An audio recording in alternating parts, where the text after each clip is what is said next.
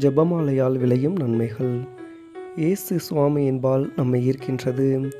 இயேசுவின் வாழ்க்கை பாடுகள் மகிமையை சிந்திக்க வைக்கின்றது. நம்மை புண்ணியங்களால் நிரப்புகின்றது.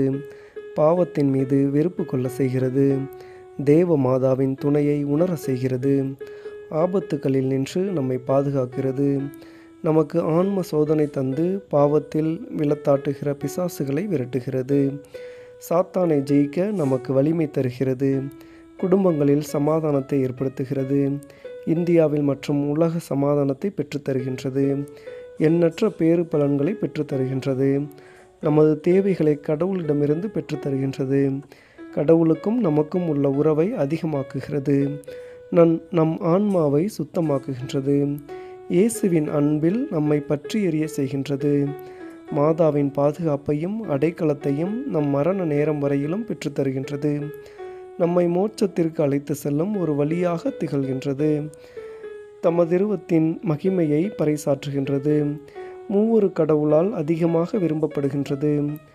எச்சோதனைகளிலிருந்தும் நமக்கு வெற்றி தருகின்றது. நமக்கு நல்ல ஒரு ஆன்ம வழிகாட்டியாக திகழ்கின்றது. பகைமையை வேறறுக்கிறது. கணவன் மனைவி நண்பர்களுக்குள் உள்ள பூசல்களை கருத்து வேறுபாடுகளை சரி செய்கின்றது. நம்முடைய தவறுகளை திருத்துகிறது. நம்முடைய தவறுகளுக்கும் குற்ற உணர்வுகளுக்கும் நம்மை பரிகாரம் செய்ய தூண்டுகின்றது. நாம் வேலை செய்யும் இடத்தில் வருகின்ற பிரச்சனைகளை சரி செய்து நம்மை பாதுகாக்கிறது.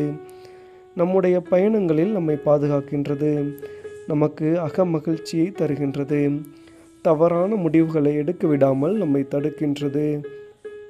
மனக்குழப்பத்தில் இருந்து நம்மை பாதுகாக்கின்றது. கடவுளோடு நம்மை இணைக்கின்றது. எப்போதும் நம்முடைய எல்லா செயல்களிலும் கடவுளை நமக்கு நினைவுபடுத்துகிறது. தவறான முடிவுகளை எடுக்க விடாமல் நம்மை தடுக்கின்றது. மனக்குழப்பத்தில் இருந்து நம்மை பாதுகாக்கின்றது. நாம் செய்யும் தொழில் முயற்சிகளில் நமக்கு சரியான வழிகாட்டியாக இருக்கின்றது. கல்வி, வேலை, தொழில் இவற்றில் நம்மை சரியான முடிவுகளை எடுக்க வைக்கின்றது. நம்மை இயேசு சுவாமியின் கரம் பற்றி நடக்க நம்மை பயிற்சிவிக்கின்றது. நம்முடைய சொந்த அறிவுக்கு பதிலாக கடவுளின் ஞானத்தை நமக்கு பெற்றுத்தருகின்றது.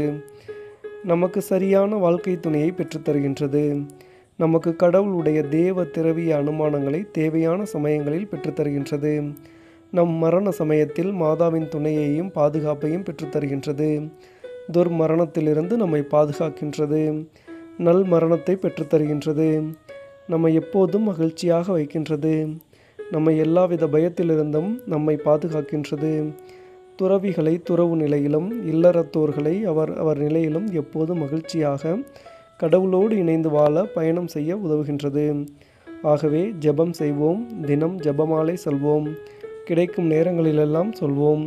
10 மணிகளாக கூட சொல்வோம். பாவத்திற்காக பரிகாரம் புரிவோம். கிடைக்கும் வாய்ப்புகளையெல்லாம் பயன்படுத்துவோம். வெற்றி பெறுவோம்.